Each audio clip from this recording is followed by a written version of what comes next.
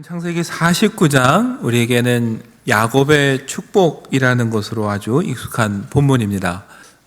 야곱이 자녀들을 축복한 내용입니다. 사실은 부모의 입장에서도 이 말씀을 한번 생각해 볼 수 있지만, 반대로 자녀의 입장에서도 한번 어떤 마음으로 이 부모의 축복을 받아들여야 될까 좀 생각할 수 있는 본문이라 오늘 한번 좀 나눠보려고 합니다. 우리가 이제 12절까지만 읽었지만 아까 말씀드린 대로 야곱은 생애 마지막에 12아들들을 다 불러 모으고 한 사람 한 사람 축복하며 기도합니다. 제일 먼저 르우벤을 향해서는 장자로서 월등하고 탁월하지만 그러나 아버지의 침상을 더럽혔기 때문에 탁월하지 못할 것이다. 시몬과 레위를 향해서는 그들이 난폭하다고 지적하면서 그 분노로 인해서 이스라엘 중에서 흩어질 것이다, 이런 경고도 줍니다. 무엇보다 많이 축복한 사람 중에 하나가 유다인데, 유다를 새끼사자로 묘사합니다. 여러분, 새끼사자라는 게 좀 부정적인 의미가 아니라 지금은 어린 새끼사자지만 시간이 흐르면 어떻게 될까요? 그 사자가 젊은 사자가 돼서 이제 움켜쥐는 겁니다.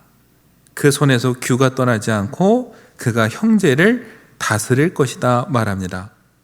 여러분, 스불론을 향해서는 그의 영토가 시돈까지 이를 거라고 했고요, 이사가를 향해서는 좋은 곳을 만나면은 거기에 숙이고 들어가 종이 되어 섬길 것이다, 이렇게 이야기하기도 합니다. 단을 향해서는 그들이 백성을 정의로 다스릴 것이라고 했고요, 갓을 향해서는 그가 군대의 추격을 받기도 하지만 시간이 지나면 반대로 그들을 거꾸로 추격할 것이라고 또 축복도 합니다. 여러분, 아셀은 기쁨이란 뜻이에요. 그 이름처럼 그는 풍성해질 것이고 임금의 상을 맡을 것이고 형제들에게 나누어주는 존재가 될 것이다, 이렇게 축복을 합니다. 납달리는 사랑을 받을 것이고 베냐민은 아침에는 빼앗을 것을 이리처럼 삼키겠지만 그러나 시간이 지나면 움킨 것을 나누어 줄 것이다, 이렇게 축복하죠. 여러분, 유다만큼 또 축복을 받은 사람은 다름 아닌 요셉입니다. 가장 사랑한 아들이니까 모든 축복을 그에게 쏟아부으며 그가 어떠한 환난 가운데도 굳건히 설 것이다, 그러면서 하나님은 요셉에게 목자가 되시고 전능자가 되시고 반석이 될 것이다. 여러분, 이렇게 읽다 보면은 말 그대로 축복도 있지만 들으면서 한편 마음 불편한 저주와 같은 말도 있습니다. 여러분, 야곱은 어떤 마음으로 얘기를 했을까요? 세상에 어느 부모가 정말 자식을 미워해서 저주하겠습니까? 야곱의 마음은 하나예요. 그의 성품과 신앙을 보고 하나님이 야곱을 통해 주시는 말씀을 전하되 잘하는 자는 그것을 잘 지켜서 끝까지 복을 이어가길 바라는 것이고, 그의 성품이 분노와 시기와 혈기가 있다면은 그걸 바꿔서 더 축복된 삶을 누리기를 원하는 뜻에서 그 이야기를 하는 것이지, 어느 부모가 여러분 자식 안 되라고 빌겠습니까? 그렇다면 중요한 건 뭡니까? 그 야곱의 말을 듣는 자녀가 어떤 마음으로 그 말씀을 받느냐에 따라서 결과가 달라지는 거예요. 축복을 잘 이어가는 자녀도 있고, 심지어 여러분, 저주와 같은 경고를 들었지만 그것을 바꿔놓는 자녀들도 있었습니다. 여러분, 시므온과 레위를 향해서는 그 혈기 때문에 흩어질 거다 했는데 시므온은 정말 점점 쇠퇴해 갔습니다. 민수기를 보면은 처음에 계수할 때 5만 9천 명이 넘었는데요, 나중에 2만 2천 명밖에 없습니다. 그러면 똑같은 말을 들은 레위는 어떻게 되느냐? 여러분, 신명기 33장 보면은 모세도 12지파를 축복하는데 레위를 향해서 이렇게 말합니다. 주의 둠밈과 우림이 주의 경건한 자에게 있도다. 주께서 그를 마사에서 시험하시고 무리바 물가에서 그와 다투셨도다. 그는 그의 부모에게 대하여 이르기를 내가 그들을 보지 못하였다 하며 그의 형제들을 인정하지 아니하며 그의 자녀를 알지 아니한 것은 주의 말씀을 준행하고 주의 언약을 지킴으로 말미암음이로다. 여러분, 레위는 흩어지는 게 아니라 오히려 우림과 둠민을 맡았습니다. 하나님 앞에 귀한 사명을 맡았다라는 거예요. 왜 그렇게 됐는가? 모세는 이렇게 말합니다. 마사에서 무리바에서 시험하셨고 그가 부모도 형제도 자녀도 알지 못했기 때문이다. 얼핏 들으면 이게 안 좋은 말 같아요. 근데 어떤 배경이냐면은 광야에서 하나님이 그의 믿음을 시험해 보시고 다루어 보셨다라는 거예요. 그랬더니 합당할 만하더라. 특별히 여러분, 아론이 금송아지를 만들고 백성들을 엉뚱한 길로 이끌어갈 때 모세가 산에서 말했습니다. 내 산에서 내려와 다 돌아올 사람은 내 편에 서라. 그때 모세 편에 섰던 사람들이 다름 아닌 레위입니다. 그리고 하나님을 떠나 범죄했던 사람들을 심판할 때 앞선 것도 레위예요. 그때 부모라고 자녀라고 형제라고 해서 예외를 두지 않았다라는 거예요. 그래서 어떻게 하나님 보시고 믿을만 해서 우림과 둠밈을 맡겼다라는 거죠. 그러니까 여러분, 레위는 어떻습니까? 그 부모가 걱정했던 그 혈기를 세상적으로 쓴 게 아니라 하나님의 일을 위해서 그걸 사용하면서 그의 삶이 변한 거예요. 흩어질 것이라, 그 혈기를 잘못 다루면 흩어질 거라고 했는데 오히려 그걸 잘 다룸으로 인해서 하나님께 쓰임받는 사람이 된 것이죠. 반대도 있습니다, 여러분. 다는 그 능력을 인정받았지만 계시록에 보면 모든 지파들이 마지막 때 하나님께 인정받을 때 그 이름이 없어진 지파가 단이에요. 여러분, 이 모든 것들이 어디에 달렸다고요? 야곱의 축복도 중요하지만 그 축복을 받아들이는 자녀가 어떤 마음으로 그 말을 받아들이고 공경하느냐에 따라서 삶의 결과는 달라질 수 있다는 거예요. 그럼 우리가 오늘 생각해 봐야 될 건 왜 야곱의 아들들은, 모두는 아니지만 왜 어떤 아들들은 아버지 야곱의 말을 귀담아 듣지 않았을까? 야곱의 아들만 그렇습니까? 저도 여러분도 참 말 안 듣습니다. 네. 여러분, 우리 자녀들도 그래요. 왜 우리는 부모의 말을 귀담아 듣지 않을까? 제가 오늘 창세기 49장 보면서 느낀 건 뭐냐면은, 자녀들이 아버지를 아버지로 인정하지 않고 그냥 야곱으로 본다면 그 말을 인정하지 않겠구나. 여러분, 야곱이란 이름이 뭡니까? 속이는 자예요. 좀 쉽게 말하면 사기꾼입니다. 일생 그렇게 살았어요. 만약에 아들들이 아버지를 보면서 우리 아버지는 야곱이야, 평생 속여. 그래서 뭘 얻었어? 겁도 많고 두려워서 우리 누이가 겁탈당할 때 본인 안위만 생각하고 도망갔어. 우리 아버지는 편애를 했어. 나이가 들어서 아버지는 다리마저 절고 장애가 생겼어. 여러분, 그렇게 야곱을 쳐다본다면은 그 아들들은 아버지의 말에 권위를 인정할 수 없어요. 어쩌면 우리도 우리 부모를 보면서 그렇게 보는지도 몰라요. 어느 순간 부모보다 힘도 더 세지고 키도 커지고 경제력도 더 생기면서 옛날에는 우러러봤던 부모님이 나보다 좀 부족해 보이고 어느 순간 야곱처럼 보이는 순간, 그때부터 뭐예요? 우리 아버지는, 우리 어머니는 내가 귀담아 들을 존재가 아니구나. 어떻게 해요?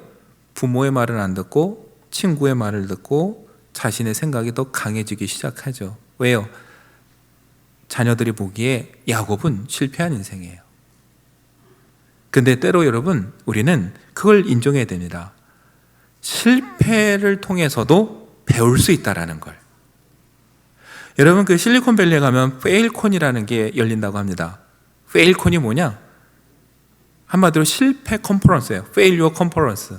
이상하죠? 성공을 말하는 게 아니라 실패를 말한다? 이유는 하나예요. 새로운 영역을 개척해가는 이 스타트업 사람들이 성공한 사람이 많지 않아요. 왜요? 안 가본 길을 가니까. 그때 나와서 자기의 실패담을 나누는 거예요. 그걸 통해서 배우라는 것이죠. 유명한 사람들이 거기 다 나옵니다. 여러분 돌이켜보면 그래요. 누구보다 단 한 발자국을 앞서간다라는 것만으로도 사실은 실수하고 넘어질 확률이 커요. 두렵고 힘듭니다. 뒤에 따라가는 사람이 말하긴 정말 쉬워요. 그러나 그 한 발자국을 앞서가는 거 정말 어려운 일이에요. 어떻게 보면 우리 부모님들이 나보다 인생을 한 발짝 앞서 나가 개척하는 그런 사람들이고, 교회로 치면 여러분, 교회가 오늘에 있기까지 앞서 한 걸음 한 걸음 가신 분들이 뭐예요? 맞아요. 나보다 내가 가보지 않은 길을 먼저 간 분들이에요. 뒤에서 보기에는 그 길이 우스워 보일 수 있고 가볍게 평가할지 몰라도 누구도 여러분 그 자리에 서지 않는 한 실패했다고 말할 수 없어요. 오히려 겸손한 마음으로 배워야 돼요. 야곱은 실패하지도 않았지만 설령 실패했다고 하더라도 그 아들들은 그 아버지의 그 걸음을 통해서, 나그네 여정을 통해서 배워야 돼요. 왜요? 그게 자기에게 복이 되는 거예요. 그런데 그걸 놓치면 그 이야기를 귀담아 듣지 않습니다. 오늘 우리도 마찬가지고요. 여러분, 우리가 야곱의 여정에 주목해야 되는 이유는 사실 하나예요. 야곱이 뛰어나거나 야곱이 좋은 모습을 보여줘서가 아니에요. 우리가 정말 봐야 되는 건 뭐냐면요, 그 야곱의 여정을 통해서 함께 하시고 이끌어 가신 하나님의 섭리를 보고자 하는 거예요. 여러분, 오늘도 마찬가지죠. 가정의 달 되면은 설교자들이 가장 힘든 계절입니다. 어린이 주일은 자녀, 어버이 주일은 부모님 정해져 있는데 매년 똑같은 얘기를 하는 것도 두렵고, 사실 더 두려운 건 뭐냐면요, 한 해 한 해 갈수록 다 쳐다보시면서 묻는 것 같아요. 목사님, 그래서 자녀 내려오셨어요? 예. 목사님은 그래서 부모님 말 잘 듣고 계세요? 맞아요. 설교자에겐 정말 찔리고 가슴 아픈 계절이에요. 여러분, 그러면서도 우리가 이 말씀을 나눈 이유는 하나예요. 내가 완벽했으니까 나를 따르라가 아니라 우리는 성경이 제시하는 길이 뭔가를 보는 거예요. 마찬가지예요. 야곱을 보면서, 우리 부모님을 보면서 내가 인간적인 기준으로 판단해서 성공했냐 실패했냐, 내가 들어야 될 가치가 있느냐, 이걸 지금 우리가 논하는 건 아니에요. 어떠한 삶을 살았든지 간에 하나님께서 그 삶을 어떻게 인도하셨고 왜 이렇게 붙잡고 계신가, 여러분, 우리가 그것을 볼 수 있을 때에 여러분, 우리가 지혜를 얻을 수 있고 우리의 삶이 더 복된 삶이 될 수 있다는 걸 우리는 기억을 해야 됩니다. 사실은 야곱이 중요한 게 아니라 야곱을 지금까지 이끄신 그 하나님의 은혜에 우리가 집중해야 되는 거예요. 왜요? 여러분, 사람들은 야곱을 뭐라고 평가할지 몰라도 하나님 보시기엔 그 야곱도 뭐예요? 사랑하는 아들이에요. 우리가 보기에는 속고 속이고 문제 많은 자녀일 사람일지 몰라도 하나님 보시기에는 자녀고 사실은 더 아픈 손가락이에요. 일생을 배회하고 어떻게 부모 속을 썩이지만, 그래서 다른 형제들은 뭐라고 할지라도 부모에게는 더 아픈 손가락이 있는 것처럼 하나님에겐 야곱도 아픈 손가락이에요. 그래서 일생을 함께 하십니다.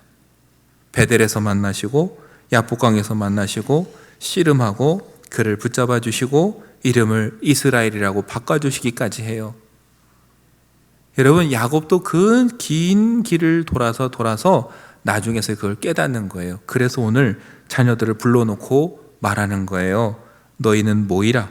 너희가 후일에 당할 일을 내가 너희에게 이르리라.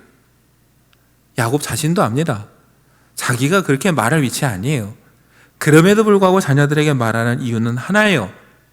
나그네 길의 여정에 인도하신 하나님의 은혜를 뒤늦게 깨닫고 전달하는 것이고, 나를 볼 게 아니라 나를 붙잡아 주신 하나님을 너희가 기억하라. 여러분, 어떻게 보면 정말 야곱이 하는 이야기는 그 얘기예요. 너희는 그래서 나처럼 실수하지 말고 하나님 앞에 온전히 살아가기를 바라는, 여러분, 바로 앞에 섰을 때 바로가 묻습니다. 야곱에게 나이가 몇이냐? 그냥 간단하게 말하면 130살입니다 하면 돼요. 야곱은 뭐라고 대답했냐면은 내 나그네 길의 세월이 130년입니다 그랬어요.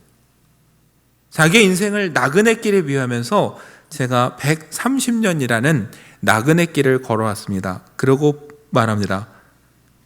내 조상들에 비하면 짧지만 나름 험악한 세월을 보냈습니다.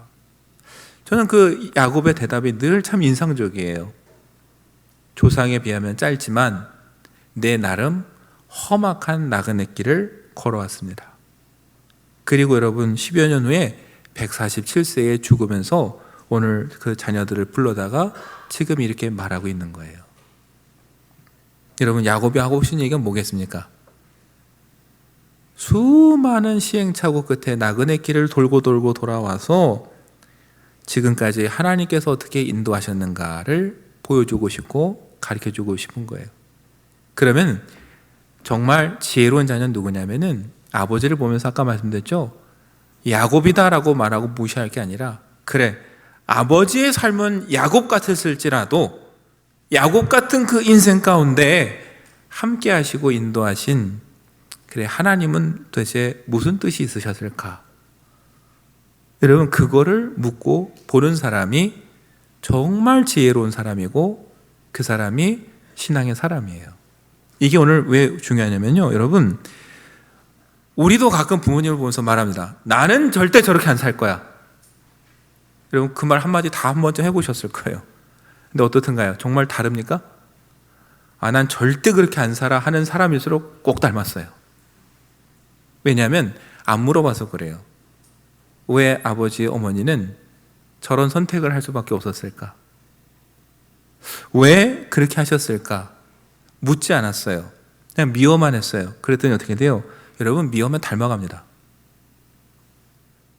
여러분, 야곱의 자녀들은 야곱을 보면서 하나님께 물어야 돼요. 왜요? 하나님, 왜 우리 아버지 야곱은 아버지 집을 떠나서 방황할 수밖에 없었습니까? 왜 우리 아버지 야곱은 베델로 가지 않고 세겜으로 갔습니까? 왜 우리 아버지 야곱은 저렇게 다리를 절게 됐습니까? 하나님께 묻고 씨름했다면 여러분, 하나님으로부터 지혜를 얻었을 거예요. 근데 그 묻지 않고 씨름하지 않고 스스로 답을 내려버리는 거죠. 우리 아버지는 야곱이라 저래. 됐어, 들을 필요 없어. 누구도 그 축복에 귀를 기울이지 않는다면 여러분, 그게 정말 안타까운 거예요. 오늘 저와 여러분도 마찬가지인 것 같습니다. 모든 부모는 모든 자녀를 다 사랑해요. 그런데 자녀들은 또 다르더라고요. 물어보면 우리 부모님에게 만족한다는 사람이 별로 없더라고요. 그런데 우리가 실수하지 말아야 될 것은 어떤 모습의 삶이든지 간에 하나님은 왜 그렇게 이끌어 오셨을까? 이걸 묻는 게 우리가 할 일이라는 거. 그래야 비로소 우리는 더 나은 모습으로 삶을 살 수 있다는 거. 그때 부모의 말에 귀를 기울이게 된다는 것을 우리가 한번 좀 생각해 봤으면 좋겠습니다. 교회도 마찬가지예요, 여러분. 언제나 다음 세대는요, 앞서가는 세대를 말하기 쉽습니다. 근데 우리는 물어야 돼요. 왜 90여 년 전에 다른 곳도 아니고 이곳일까? 왜 우리 교회가 좋은 때도 있었고 시련도 있었는데 그때 무슨 의미가 있을까? 왜 하나님께서 오늘 우리까지 이렇게 인도하셨을까? 여러분, 물어야 돼요. 기도해야 돼요. 그리고 앞선 신앙의 선진들의 말에 귀를 기울일 줄 알아야 돼요.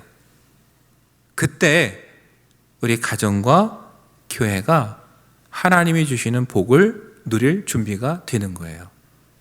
근데 그걸 들을 준비가 안 되면은 여러분 어때요? 하나님이 약속하신 축복도 놓치는 자녀가 돼요. 그러나 그 말에 귀를 기울인다면은 설령 지금 우리의 부족한 모습 때문에 어떤 저주와 어떤 경고를 들었을지라도 그것을 축복으로 바꿀 수 있다라는 걸 우리가 기억하면 좋겠습니다.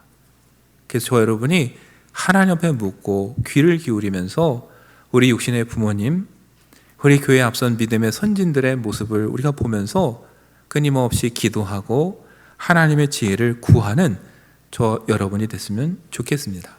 그리고 정말 우리가 마지막 기억해야 될 게 있어요. 그게 뭐냐? 저도 여러분도 언젠간 그 야곱이 될 거라는 거. 여러분, 야곱도 누군가의 아들이었어요. 꿈 많은 아들이었어요. 비록 실수해서 긴 나그네 길을 여정을 거쳤지만 그도 누군가의 아들이었는데 어느 순간 아버지가 됐어요. 그 아들들도 뭐예요? 언젠간 뭐예요? 또 아버지가 될 거예요. 제가 책을 읽다가 참 인상 깊은 구조를 하나 본 적이 있습니다. 당자의 비유 아시죠? 아버지를 떠나다 돌아온 아들, 그 동생이 마음에 들지 않아서 밖에서 기다리던 형. 근데 그 책에 뭐라고 썼냐면은 이 두 아들이 결국 아버지 집으로 돌아왔다. 그래서 그 다음엔 집에 온 아들들은 무엇을 할 것인가? 대답은 간단하다. 그들은 각자 아버지가 되어야 한다. 여러 가지 의미가 있겠지만 저는 읽으면서 그런 생각이 들었어요. 너도 자식 낳아봐라.